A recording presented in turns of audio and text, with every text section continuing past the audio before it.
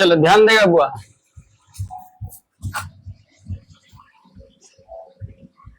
आध्यात्मिक शिक्षा से गांधी जी का क्या अभिप्राय था? हृदय की शिक्षा। ठीक है, आध्यात्मिक शिक्षा से गांधी जी का कहना था कैसा शिक्षा? हृदय की शिक्षा। ठीक है, आध्यात्मिक शिक्षा मतलब हृदय की शिक्षा। अभिनयों में 19 दिनों के प्रवास के दौरान लेखक ने कितने गद्य की रचना की? मतलब कि देखिए, जो अभिनयों में, जगह का नाम है अभिनय, वहां लेखक रहे क्या दिन? 19 दिन। ठीक है, अभिनयों में लेखक क्या दिन रहा? 19 दिन रहे। तो 19 दिन रहे तो काव्य पद का रचना किए। तो काव्य पद का रचना किए 27 गो। ठीक है, अभिनयों में लेखक रह के 27 गो पद का रचना किए थे। 19 दिन रहे थे।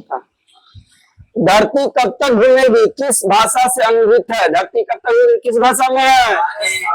राजस्थानी। धरती कब तक घूमेगी? राजस्थानी। धरती कब तक घूमेगी का लेखक कौन है? अरे है, क्वेश्चन न था, उसका लेखक कौन है? धरती कब तक घूमेगी का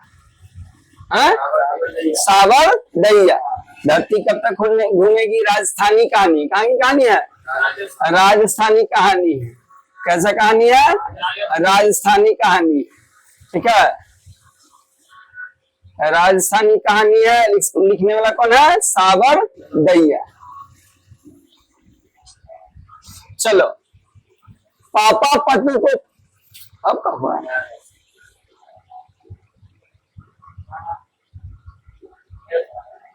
पापा पति को कौन सा रोग था? पापा पति को बीमारी था। कौन सा बीमारी था? मेनिंजाइटिस। पापा पति को कौन सा रोग था? मेनिंजाइटिस। अरे छोटा बड़ा क्यों कर रहा है? उतना ही तो ठीक था। ठीक है, पापा पति को कौन सा बीमारी था? मेनिंजाइटिस। ठीक है, पापा पति को कौन सा बीमारी था? मेनिंजाइटिस। कौन कहानी की है? माँ। पापा पति माँ कहानी का है। ठीक है, तो पापा पति को कौन सा रोग था? मेनिंजाइटिस। वीरेंद्र डंगवाल को किस कृति के लिए साहित्य अकादमी पुरस्कार मिला था? वीरेंद्र डंगवाल के साहित्य के लिए दुष्चक्र में सृष्टा। दुष्चक्र में सृष्टा के लिए इनको साहित्य अकादमी पुरस्कार मिला। किनको? वीरेंद्र डंगवाल को। प्रदेश की विद्या पढ़ने से क्या परिवर्तन हुआ? सबकी बुद्धि विदेशी हो गई। सबकी बुद्धि कैसा हो गया? विदेशी। परदेशी विद्या पर यानी विदेश का हम लोग पढ़ाई पढ़ने से क्या हम लोग विद्या कैसा हो गया? विदेशी। ठीक है, हम लोग विद्या कैसा हो गया? विदेशी। तो प्रदेश की विद्या पढ़ने से हम लोग की बुद्धि कैसी हो गई? विदेशी। दिक्कत, सबकी बुद्धि कैसी हो गई? विदेशी। प्रदेश की विद्या पढ़ने से सबकी बुद्धि कैसी हो गई? विदेशी। ठीक है, हाँ क्या करोगे? ठीक है, प्रदेश की विद्या पढ़ने से सबकी विद्या कैसी हो गई? विदेशी। आई, नगर कहानी किस लेखक द्वारा रचित है? सात कौन? ईश्वर पटेल का ना? नगर कौन लिखा है? ईश्वर पटेल का। नगर सुजाता ना? याद कुछ न रहता। नगर को लिखने वाला कौन है? सुजाता। नगर जो कहानी इसको लिखने वाले कौन है? सुजाता। नगर लिखने वाला सुजाता। सात कड़ी होता धाते विश्वास। धाते विश्वास कौन? सात कड़ी होता। दही वाली मगम्मा, दही वाली मगम्मा श्रीनिवास। ईश्वर पटेल का क्या लिखा है बताइए? माँ। ईश्वर पटेल का और माँ। ये सब भुलाइएगा तो बोरा में जाइएगा, याद रख लीजिए। ठीक है, समझे कि नहीं? समझे कि नहीं? ठीक है, चलिए। तो नगर कहानी को लिखने वाला सुजाता। इस माँ का लिखने वाला ईश्वर पटेल का। धाते विश्वास को लिखने वाला सात कड़ी होता। दही वाली मगम्मा का श्रीनिवास। दिक्कत, लेखक के अनुसार मनुष्य के नाखून किसके विवेक का प्रतीक है?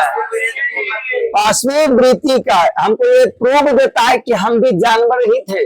ठीक है, नाखून बढ़ता उससे हमको प्रूफ देता है कि हम पुराने समय से जैसे जानवर थे वही हम लोग का भी अंश है। ठीक है, तो वही बोल रहा है कि लेखक के अनुसार मनुष्य के नाखून किसके जीवन का प्रतीक है? तो पांचवी वृत्ति का। हजारी प्रसाद द्विवेदी का जन्म कब हुआ? 1907। हजारी प्रसाद द्विवेदी का जन्म 1907 ईस्वी। हजारी प्रसाद द्विवेदी का जन्म 1907 ईस्वी। ठीक है, रही रास किसकी रचना है? गुरु नानक। रही रास किसकी रचना है? गुरु नानक। रही रास कौन लिखे? गुरु नानक। रही रास कौन लिखे? गुरु नानक। ठीक है क्या?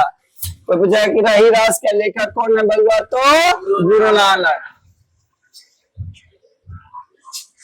फोटो भी ढंग से नहीं खींचा था। आइए, लक्ष्मी के बड़े पुत्र का क्या नाम था? और क्या नाम था? अच्युत।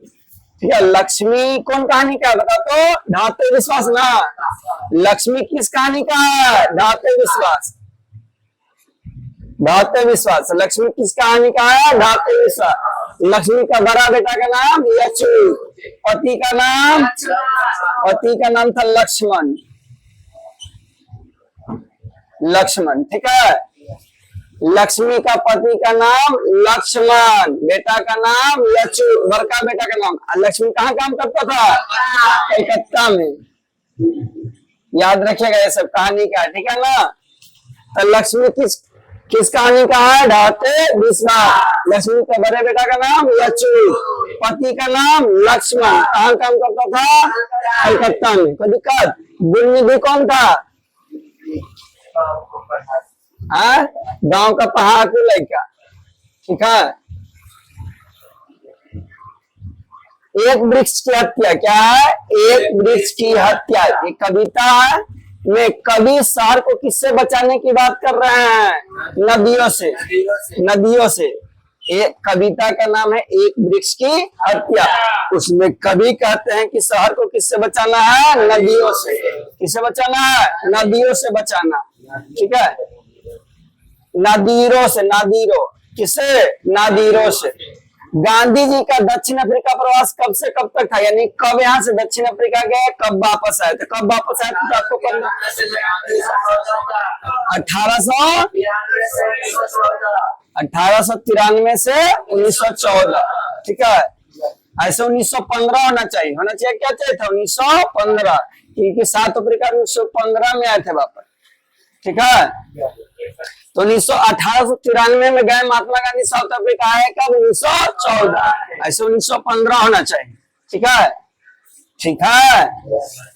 तो कब महात्मा गांधी गए? 1893 में, आए 1915 में। 1915 याद रखिए, गए 1893 में दक्षिण अफ्रीका या साउथ अफ्रीका आए कब? 1915 ईस्वी में। आते ही क्या बनाए थे याद है? साबरमती आश्रम की स्थापना। जैसे साउथ अफ्रीका से आए और बनाए साबरमती आश्रम। जय जी। जब पंडित बिरजू महाराज को संगीत नाटक अकादमी अवार्ड मिला तब उनकी उम्र क्या थी? 27 साल। ठीक है, जब पंडित बिरजू महाराज डांसर थे, नर्तक थे। ठीक है, नर्तक यानी नाचने वाले थे। तो कितना साल के थे तो उनको संगीत नाटक अकादमी अवार्ड मिला, पुरस्कार मिला। तो क्या साल के थे? 27 साल के थे तो इनको ये वाला पुरस्कार मिला था। कवि ने मालिन किसे कहा? राधा कृष्ण को। ठीक है, किसको? राधा कृष्ण। कृष्ण राधा नहीं, राधा कृष्ण। ठीक है, कवि जो है मालिन किसका है? राधा और कृष्ण को। चित्तचोर भी कहा है राधे कृष्ण को। ये भी पूछता है कि कवि ने चित्तचोर किसे कहा है? तो कृष्ण को। चित्तचोर कौन है? कृष्ण। ठीक है, मालिन कौन है? राधा कृष्ण।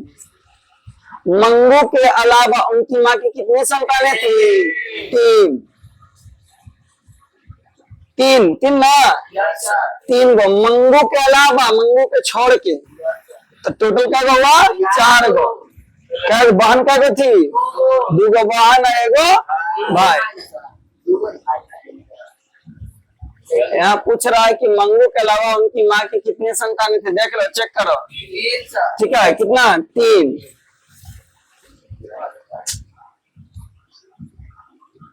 अज्ञा का जन्म कब हुआ था? 1911 में। अज्ञा का जन्म कब हुआ? 1911 ईस्वी में। अज्ञा कवि है, इनका जन्म कब हुआ? 1911। चलिए आगे बढ़िए धीरे धीरे से। दिनकर को किस कृति के लिए ज्ञानपीठ पुरस्कार मिला? दिनकर एक कवि है, दिनकर क्या है? कवि है। तो क्या चीज लिखे उनको मिला ज्ञानपीठ पुरस्कार? यानी कौन सा कविता लिखे उनके बाद उनको क्या मिल गया? ज्ञानपीठ पुरस्कार। तो क्या चीज लिखे? उर्वशी। उर्वशी, उर्वशी लिखने के बाद दिनकर पूछेगा कि उर्वशी किसका लेखक है? दिनकर। ठीक है, इनका नाम है रामधारी सिंह दिनकर। पूरा नाम क्या है? रामधारी सिंह दिनकर। जब ये उर्वशी लिखे, क्या लिखे? उर्वशी, तो उनको क्या मिला? ज्ञानपीठ पुरस्कार। क्या मिला? ज्ञानपीठ पुरस्कार। नौबत खाने में इबादत साहित्य की कौन सी विद्या है? नौबत खाने में इबादत पढ़िएगा।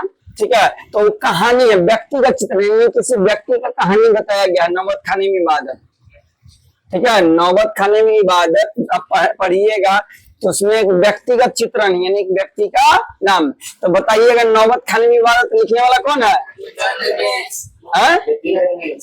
यतीन्द्र मिश्रा। ठीक है, नौबत खाने में लिखने वाला कौन है? यतीन्द्र मिश्रा। यतीन्द्र मिश्रा नौबत खाने में इबादत जो लिखने वाले हैं यतीन्द्र मिश्रा। और क्या है? व्यक्तिगत चित्रण है, न तो कहानी है न ही निबंध है। ठीक है, रियल स्टोरी किसी व्यक्ति का है। पंडित बिरजू महाराज लखनऊ घराने की किस पीढ़ी के कलाकार थे? 7वीं पीढ़ी। जो पंडित बिरजू महाराज थे 7वीं पीढ़ी, उनसे पहले 7 गो यानी उनसे पहले 7 गो उनका कर चुका है। पीढ़ी में समझ रहा है? जैसे दादा, तो दादा एक पीढ़ी हो गया, दादा मर गया तो एक पीढ़ी खत्म। ठीक है, उसका पापा, तो पापा एक पीढ़ी हुए, आप आए तो दूसरा पीढ़ी। तो इससे उनसे पहले 6 गो पीढ़ी गुजर चुका था। क्या करते करते ये सब गाना बजाना कलाकारी, कलाकारी, उनका 7 पीढ़ी गुजर चुका था। किनका? पंडित बिरजू महाराज। सीता के बेटे ने सीता को कितने रुपए महामारी खर्च देने का निर्णय लिया था? 50 रुपया। बताओ, एक बेटा, देखो एक माँ होती है, बेटा को 9 महीना कोख में रखती है, छोटा रहता था, गंदा लेटरिन साफ साफ करती है कि नहीं करती है? ठीक है, आपको किसी अपने नहीं खाती है भरपेट, लेकिन आपको खिलाती है। थोड़ा सा बच्चा में गिर जाओगे तो दौड़ते दम जाएगी आपके पास, उसको जल्दी उठाएगी, कलेजा से लगा लेती है। लेकिन सीता कहानियां पढ़िएगा, रियलिटी है अभी। ठीक है, माँ बाप को क्यों आदमी भुला जाता है, बोलता है क्या किया है हमारे लिए हमने, लेकिन रियलिटी आप जान के देखिए। आप भी जब माता पिता बनिएगा ना, एक बच्चा को जन्म दीजिएगा, उसका पालने पछे लीवर पर जब फेफड़ा खराब होगा तब समझ में आता है माँ बाप के दर्द। ठीक है, लेकिन माँ बाप रहते हुए जब तक आप नहीं समझ पाते हैं, तो सीता के साथ वही होता है। सीता के क्या पुत्र? 3 गो बेटा रहता, तीनों डिसीजन लेता है कि माँ को आज तुम्हारे पास खिलाने, आज हमारे पास खिलाने से अच्छा कि माँ को 50-50 रुपया सब दे दो, अपने बना के माँ खा ले। क्या सही निर्णय था? अभी बताइए, क्या सही सीता का बेटा उसके साथ किया? अरे सीता का बेटा सही किया। ठीक है, तो सीता के बेटे ने सीता को कितना रुपया महामारी देने का? 50 रुपया। चलिए, कहाँ है? उत्तर भारत में नागरी लिपि का लेख कब से मिलता है? 8वीं सदी ना? देखिए सही से नहीं दिख रहा, दिख रहा है? उत्तर भारत में नागरी लिपि का लेखक कब से मिलता है? 8वीं सदी। अभी कौन सा सदी चल रहा है? अभी 21वीं सदी चल रहा है। कौन सी सदी चल रहा है? 21वीं सदी। ठीक है, अभी कौन सी सदी चल रही है? 21वीं सदी। तो उत्तर भारत में नागरी लिपि का लेखक कब से मिलता है? 8वीं सदी। बहादुर पर कितने रुपए चोरी का इल्जाम था? 11 रुपया। कौन लगाया था? रिश्तेदार ने। बहादुर किस कहानी का है? जो बहादुर है, कौन कहानी का नाम क्या है? कहानी का भी नाम बहादुर है। हाँ जी, हाँ, तो उसी का है बहादुर। इसका नाम, पूरा नाम दिलबाग। ठीक है, एक रहता है माली के घर में, तो उसका जो नौकर, उसका क्या कहते हैं, माली के घर में रहता है, उनका रिश्तेदार आते हैं, तो रिश्तेदार आते थे, उनको कर लगाते हैं चोरी का। 11 रुपया चोरी का इल्जाम लगाते हैं। तो बहादुर का लेखक कौन है? अमरकांत। बहादुर का लेखक अमरकांत। पूछेगा बहादुर का लेखक कौन है? अमरकांत। बहादुर का। भारत माता कविता में भारत का कैसा चित्र प्रस्तुत किया गया?